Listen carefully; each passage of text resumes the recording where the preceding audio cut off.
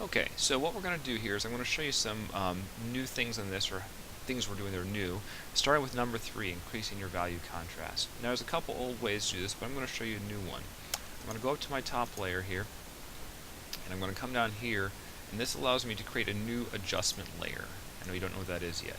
So I'm going to click on curves, and what this does is if I bend this here, it makes my lights lighter. If I bend this down here, it makes my darks darker, and you can see that I can push stuff all around. But this is going to work for me right now. That's good. Okay, and you can see this adjustment layer. That's why this is here. There's no picture there. It adjusts everything under it. Okay, so far so good. Now the next thing we're going to do is we're going to go into step 5, which is destruction.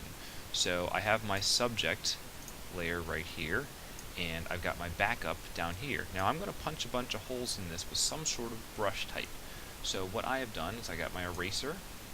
I'm going to come up here to adjust my brushes, and I'm going to load the brushes that I have downloaded from Brush Easy. So I come here, I click here, I go to load brushes. Now just so you can see these, you would probably have them on your desktop in a folder, say, called brushes. And I'm going to load this one. And you can see now those have showed up on my basic brushes, and then I'm going to load this one. Now I've got all those brushes loaded. So you have to do this every time, but the cool thing allows you to keep track of them really easy. So I'm going to choose some spatter brushes here, and I'm going to do this very, very quickly.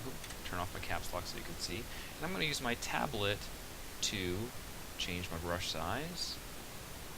So I'm going to punch some holes in my dude. And to keep this some variety, I can change my brush size. I can also change my rotation off my tablet. So this allows me to use brushes in a couple different ways, but makes them feel very different. Now, I'm going to do this very, very fast and quick because I want you to, oops, a little too much. I don't want to go that quite fast and quick. I want you guys to be able to see what we're doing with this thing, and I don't want you to watch this forever. So that's the destruction portion. Now the next thing we're going to do is we're going to create some stuff on the layer behind it. So I'm going to go to my brushes layer down here.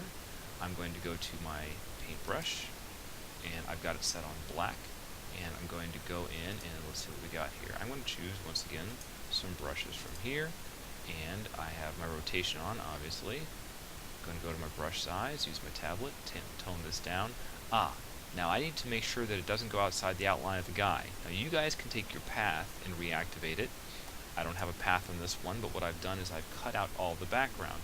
If I control click, or actually guys command click, on the image here of my backup, which is all my pixels are there, all the pixels are selected on that layer. So I'm going to come back up to my brushes layer, and what's cool about this now is that I cannot work outside that area, so I'm going to put some stamps in here to make this look like there are pieces sort of behind them. Now you want to have these brushes kind of come off the edge, so it defines the edge of where your figure was. Okay. Once again, change it up, use some variety, use some different, is that too small? Use some different sizes, use some different angles, all that sort of stuff. Okay, it's just, that's too big, that's why, hold on one second, can't even see it. Let me back off. There we go. A little large. There we go. Much better. Okay, so I'm going to do some whatever brushes I'm using here to make it look like there's sort of some pieces behind, da-da-da-da-da. The idea. Okay? Bang, there's his thumb back too. Okay, so I've got some of that stuff defined. Now, what I'm going to do is on the accent layer, I'm going to have some spatters coming off of him, so it looks like he's exploding. So I'm going to deselect, Command D, and I'm still on black, and I'm going to use some spatters coming off of him, some in black, some in white. This is why we want to have some pure versions of each one. Okay, some of them can be coming in front of him, especially if you've got sort of like loose droplets and things like that.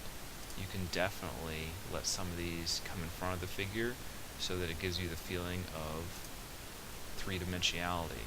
Okay, and the cool thing is, since these are on an accent layer, I can get rid of stuff later on. Like if I want some loose spatters, but I don't want all these big pieces around, I can come in with a more normal eraser, for instance, And I can say, you know what, I don't want that there at all.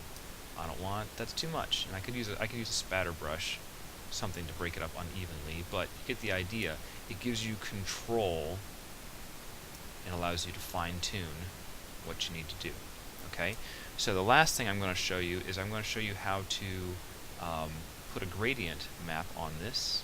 So what I'm going to do is I'm going to turn off my red here. I have this on here just so you guys can see it easier. Okay, I'm going to come over here. I'm going to set up two opposite colors. The dark color, the first one I choose, the top one, is going to replace my darks. So I'm going to replace my darks with the dark blue. And my bottom one, I'm going to replace my lights with a bright yellow, like so. And I come down here to my adjustment layer again. I click on this and I choose gradient map. And you can see that my darks have gotten blue and my lights have gotten yellow. And I can play with this by changing the opacity. So I can tone it down a little bit if I want to. And I could also play with my layer modes. So these all give us some options.